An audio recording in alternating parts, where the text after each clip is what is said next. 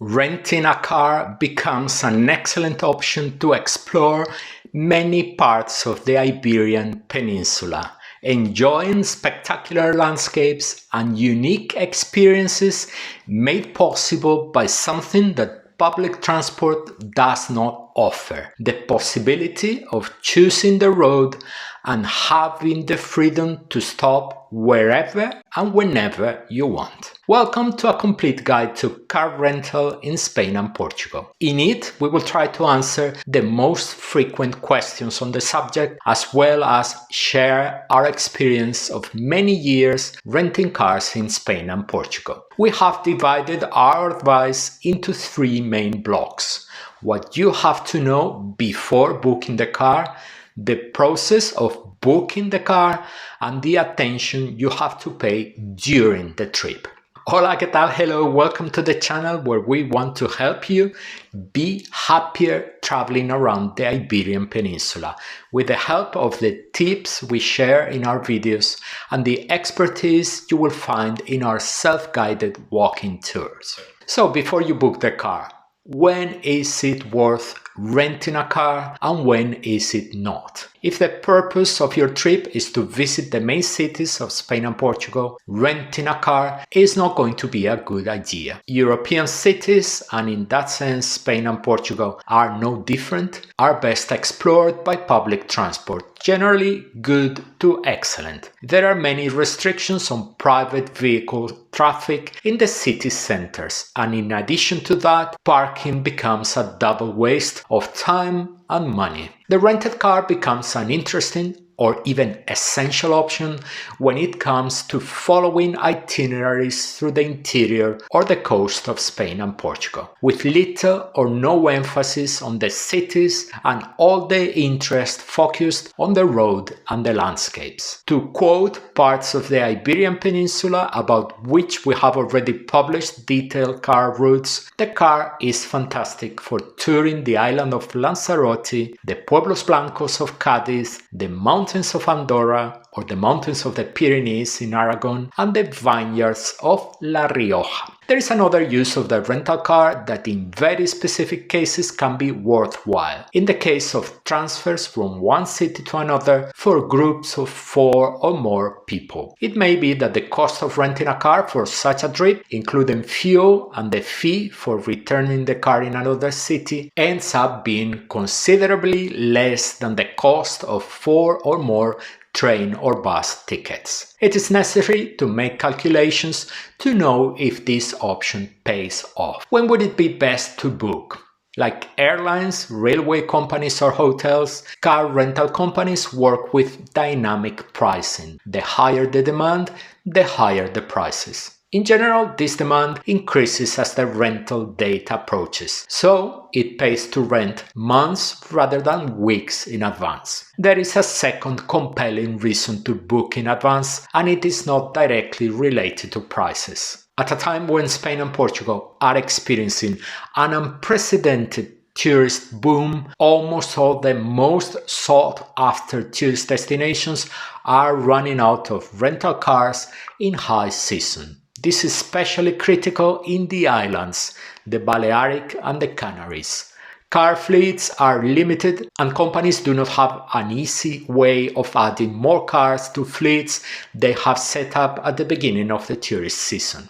And cars are sold out. And when they are not sold out, you are going to find the cars that no one else wanted, usually the most expensive ones. So especially if you are going to visit the Balearic or the Canary Islands, make sure you rent your car well in advance. Which company to rent with? This is a favorite question among viewers of our videos. The truth is that we do not have a single favorite company with which we always rent, but what we do have as a rule is to rent with well-known companies, with some exceptions that we will mention next. You are now seeing on the screen the names of some of those companies. So let's mention the exceptions. In the Canary Islands, we always book with a local company, Sicar. Our experience has always been excellent. On the Mediterranean coast, we have already rented with a low-cost company called Weber. The experience was positive. They have offices in several airports. And we always avoid unknown companies offering surprisingly low prices because inevitably there's always a catch, either in the form of hidden charges or poor quality service. We have already seen which companies we book with, but where do we recommend to make the reservation? You have basically two options. Either you book directly on the car rental company's website, or you do it on a price comparison site like Booking.com. Yes, Booking.com, the hotel booking company, is also strong in the field of car reservations, comparing prices from multiple companies on a single page. If you are loyal to a company, if you always book with them and you have a certain level in their loyalty program, you may want to always book on their website to take advantage of the benefits associated with that loyalty program. Here are our 8th and 6th loyalty cards that we are actually using very little lately since we started doing all our bookings on Booking.com. Now, if price is a priority for you, it may be more worthwhile to use a website like Booking.com. The rent will generally be cheaper for you. Where's the magic? Booking.com, a travel giant, gets very advantageous conditions from rental companies by buying huge amounts of bookings from them.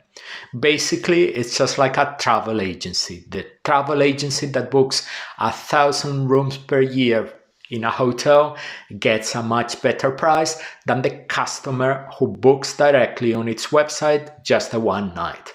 And the same thing happens with Booking.com and cars. Another advantage is insurance. We will give more details about this insurance in a moment, but one of the reasons why it is cheaper to rent on Booking.com is because you pay much cheaper insurance.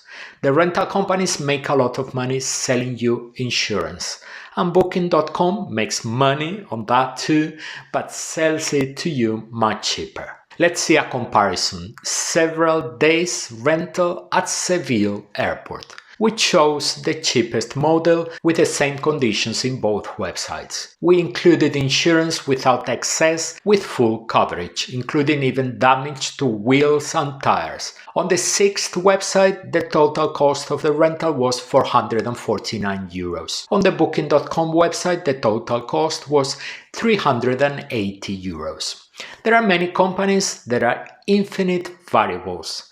This is just an example of comparison. What we recommend you to do? Always compare prices on the rental company's website and on a price comparison site. Booking.com is a trusted channel partner, and that's why we recommend it. It is the same company that you have most likely booked hotels with at some point. Every time someone makes a car reservation by following the link we're going to give you in the first comment below the video, we take a small commission without the price changing for you. But let's make it clear that Booking.com does not pay us to recommend it. We do it because we use it and because we think it is an excellent option. But as we have already said, all the companies have their own websites.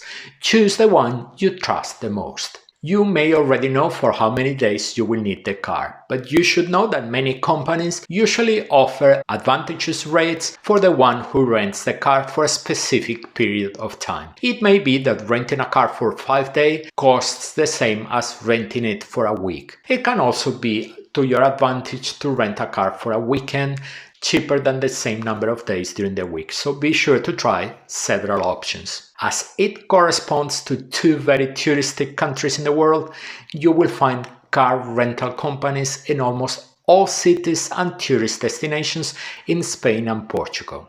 In the big cities, the fleet tends to be large, and in places where there are major airports such as Madrid, Barcelona, Lisbon or Porto, you will see that you can rent both at the airport itself and in the city center. In the tourist destinations of the Balearic Islands, the Canary Islands, the Azores or Madeira, you will also find a wide range of car rentals. Sometimes renting at the airport is more expensive than in the city center. With some companies it is the opposite. It is worth comparing. If you want to drive out of the airport, rent at the airport. But if you are already in the city center, compare prices of doing it in the city or at the airport. There may be a substantial difference. At the larger airports, the more premium companies have their counters and fleets next to the terminal. Low-cost companies may have them in parking lots near the airport, but they will always offer you a courtesy shuttle to take you to them. If you have a driving license from any European Union country, this is all you will need to rent a car along with an official ID. If your license is from another country, it will depend on the agreements your country has with Spain or Portugal. Ask the rental company to make sure that they will not ask for the international driving permit. If your license is written in an alphabet other than Roman alphabet, you will need an international driving permit. In general, rental companies require the driver to be at least 21 years old. Many of them charge more expensive for insurance reasons when the driver is under 25 or over 75 years old. We enter the second block of questions and tips. When you get down to work and make the booking, there are a series of points to which you have to pay attention. Here we go. First of all, there is the choice of the car model. It is important to understand that in many companies, they do not guarantee the specific model of car that you are booking. They may give you that one, they may give you another car in the same category. If you're traveling with luggage, be very careful not to rent a car that is too small. The websites tell you the approximate number of suitcases that fit in the trunk. We have already rented an economy car where 2 carry-on pieces of luggage did not fit in the trunk. Remember that traveling with a car loaded with luggage is always a risk. We'll talk about that later. And you don't want to leave your car parked with suitcases inside in the back seat because they didn't fit in the trunk. If you're going to do a road trip, such as the white villages of Cadiz or discover the small villages of Portugal, do not get excited and book a car that is too big, or you may suffer in the narrow streets of some villages. Today it is quite common to be able to choose between automatic transmission, less frequent, and manual transmission. Pay attention if that choice is important to you. In many decades traveling the Iberian Peninsula by car, we never ever had the need to rent an SUV or a four-wheel drive, nor the lack of them made us give up on specific road trips. We feel that renting one of such cars is completely unnecessary. In the era of online maps, be it Google Maps or whatever you prefer, GPS is no longer an essential option. When the car is not equipped with a navigator, which happens in the most expensive models, the company will usually rent it to you. We never rented a navigator. Due to their growing importance, we have opened a separate section to talk about 100% electric cars, which are only offered by a few companies. You should be aware that the recharging infrastructure in Spain and Portugal is still in its infancy, and in destinations outside major cities, you may find that there is not a single charging station for miles around. If you rent a 100% electric car, you may spend part of your vacation traveling to charging stations, praying along the way that they are not out of service and that there is free space in them, in addition to being patient enough to wait for the necessary time to complete the charge. For short trips, very well. For long routes, the electric car for the time being comes with a certain uncertainty. Check if the company imposes a limit on the number of kilometers you can drive without paying any extra charge. With many companies, the mileage is unlimited, but make sure that this is the case in the rental you want to make. It is also important to understand the fuel policy of the company because there are two main options and one is much more advantageous than the other. Most companies operate on a full-to-full policy. You receive the car with a full tank of fuel and you have to return it with a full tank of fuel. This is the most advantageous option. A few companies, and when we see them, we usually run away from them, offer the empty-to-empty policy. They deliver the tank almost without fuel, just enough to get to a gas station and refuel, and you have to return it empty as well. In addition to the inconvenience of leaving the company's premises with an almost empty tank, you will almost never return it empty. It will always have more fuel when you return it than when you picked it up. Those same companies may offer you a full tank paying the price they set, which is usually much more expensive than what it would cost you at any gas station. Never accept this option. When it comes to fuel, always reserve full to full. You will need to locate your rental agency and identify the hours of operation. If you are picking up the car at an airport, the company may be in the main terminal building, or as it is often the case with low-cost companies, it may be located in some nearby facilities. Find out how to get there so you don't waste time when you arrive at the airport. Good companies include this information on their websites. When you pick up the car, also find out if you can return the car when the office is closed. Normally, there are drop boxes where you can deposit the car keys at the end of the rental. If you are going to rent a car in winter and you plan to go to destinations such as Andorra or many mountainous regions of Spain, you should know that when there is snow or ice on the road, the highway code determines you must carry either tire chains or winter tires. Otherwise, you can be fined and have the car immobilized because of the danger of driving on snow or ice without these accessories. Several rental companies offer the possibility of hiring these accessories, paying an additional extra. If you're traveling with small children, you should be aware that the law requires the use of child safety seats or booster seats, depending on the age and height of the child. Companies usually offer these seats for an additional charge. If you plan to take the car to another country, if for example you are renting in Portugal with the intention of crossing into Spain, or renting in Spain with the intention of visiting Andorra, you need to inform the rental company. Some companies do not charge anything, others have a special charge for taking the car abroad. But in all cases, it is mandatory to communicate that you plan to take the car to another country. If several people are going to drive, you must also indicate this. Many companies include an additional charge for these extra drivers. If you are going to pick up the car in one location and return it in another, it is very likely that the company will charge you an extra fee. Be sure to check. Few companies allow you to pick up the car in one country and return it in another. When they do, the fee they charge for it is extraordinarily high. Of all the aspects related to the reservation, the most important is the insurance. As you probably know, insurance is something you take out so that you don't have to use it. The decision to purchase insurance is a very personal one. There are people like us who prefer to pay more and have full coverage. There are people who prefer to pay as little as possible and trust to luck. In any case, you have to understand the different coverages that exist, how much they cost, and what they protect you from. In Spain and Portugal, it is compulsory to carry third-party liability insurance. You will have to purchase it, and the company will offer it to you without giving you the option to refuse it. It will be included in the price of the rental.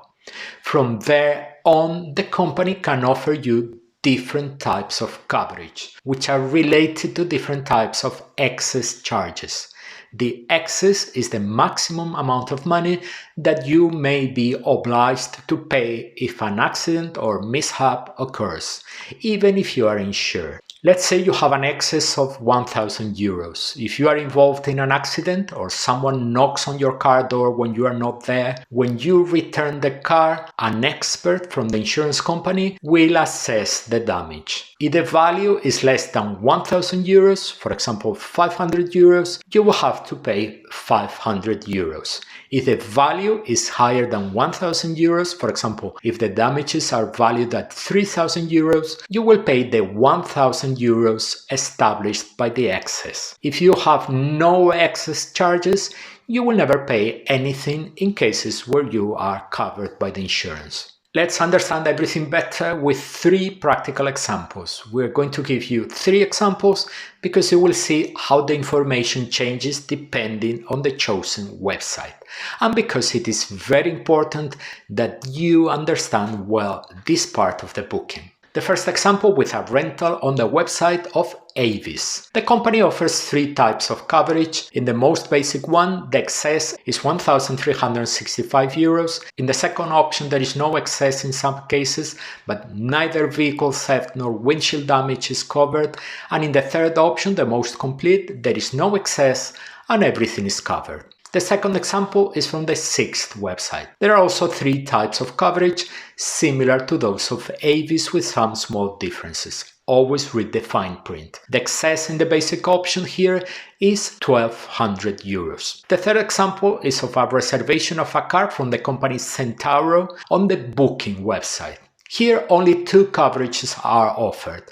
The most basic one, which is the one offered by the rental company, with an excess of €1,100, and what Booking.com calls premium coverage, which eliminates all excess and leaves you completely covered. We mentioned at the beginning of the video that car rentals on Booking.com were usually cheaper than on the company's websites, and we explained this partly because of the insurance.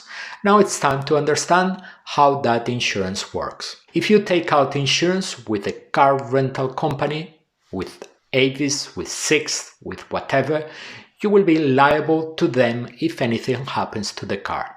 If you have to pay something, you will pay it to the company. In the case of Booking.com insurance, you are completely covered, but the way it works is a little different. If an incident occurs, you will have to pay the rental company, Avis, Sixt, whatever, the amount corresponding to the damage caused.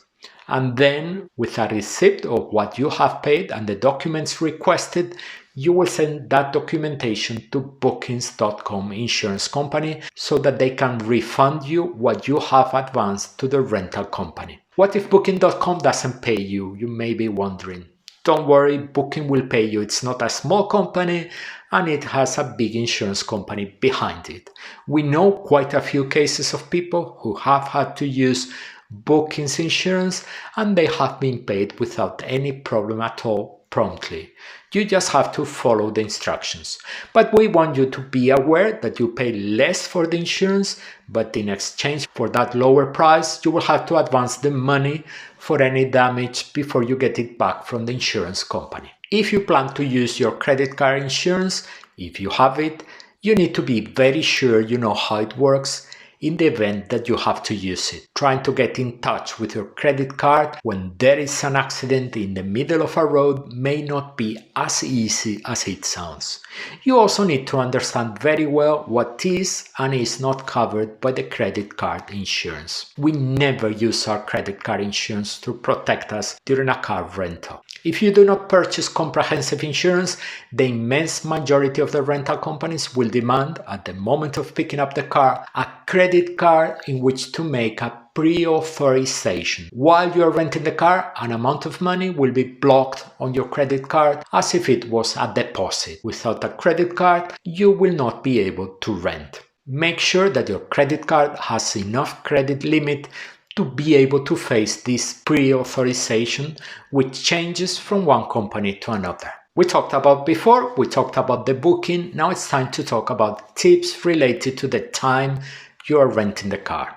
At the time of filling in the contract at the rental company's counter, you may be offered an additional insurance policy. You have to be very clear about what you have purchased, and we refer you to the previous section so that now you do not need to buy anything else. The price of this insurance that you will be offered at the counter is usually much more expensive than what you can purchase at the time of booking. When they give you the keys of the car, it is important that you ask what type of fuel the car uses and that you have this information very clear. This information usually appears on the inside of the fuel tank. We also recommend that you watch the video in which we explain how gas stations work in Spain. In Portugal, they do it in a similar way. It may seem hard to believe that this advice is based on real cases of some followers of the channel.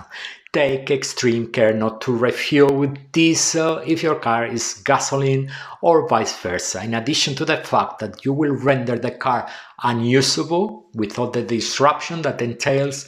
Many insurance policies do not cover the cost of the expensive cleaning that will have to be done to get the car in working order again. When you arrive at the car, especially if you don't have comprehensive insurance, it's worth taking a close look at the exterior to see if there is any visible damage.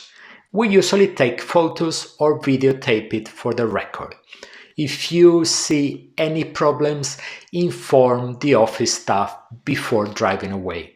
Some companies do not give importance to small scratches on the bodywork, but just in case, ask. Also, check the condition of the tires. And when you sit behind the wheel and put the key in the ignition, take a picture of the dashboard showing the fuel level and odometer, something you will do again when you return the car. This is proof of the volume with which you received the tank and the volume with which you return it. Let's talk about fines, a headache for some who rent a car.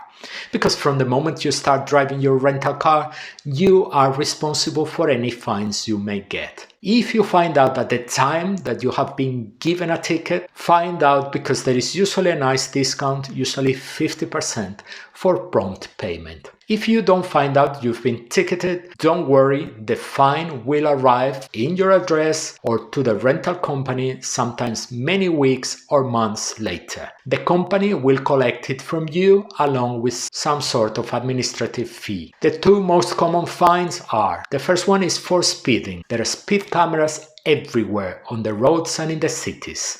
Some are clearly identified, others are camouflaged. And there may be mobile speed traps as well. Always pay attention to the speed limit, which is not always easy to identify and can change quickly from one limit to another. The second fine for illegal parking. In almost all Spanish and Portuguese city centers, parking without paying is a rarity. Most likely there is some kind of parking meter that you have to feed in order not to be fined. You have to understand the rules well because there are parking zones reserved for residents, and there may also be time limits in the blue zones. Be aware that these blue zones exist even in the smallest towns.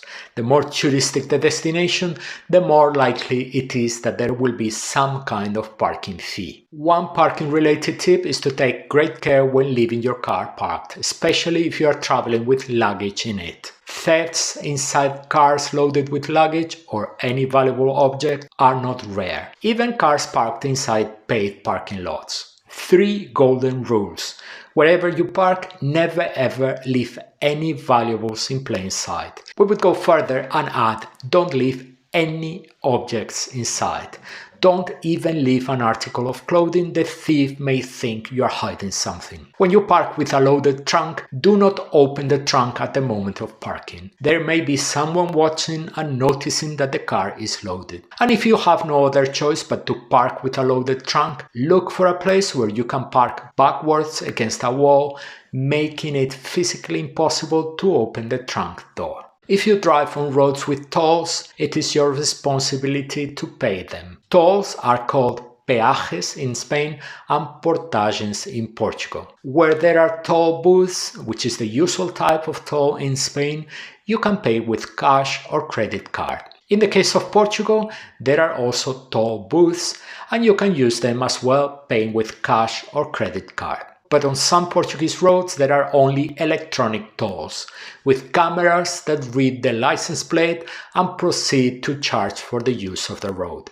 On those roads there are no toll booths and it is your responsibility to pre-register your car before traveling so that the toll can be collected automatically. We plan to make a video about tolls in Portugal. We will post a link below this video when we have it ready. Finally, you may be tempted to take your car on a ferry. It may be to go from the peninsula to the Balearic Islands or Ceuta and Melilla, or to move between the islands. You need to know that the vast majority of car rental companies do not allow it. The only exception may be the navigation between Ibiza and Formentera in the Balearic Islands, but it is essential that you inform yourself in advance. If you're coming to Spain and want to make the most of its cities, take a look at our collection of self-guided walking tours where we take you around the cities as if you were a local, with the help of detailed instructions, descriptions and online maps.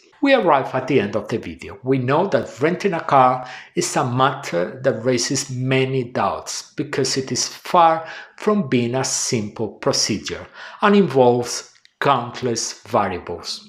We hope we have been able to help you navigate that difficulty with the tips in the video.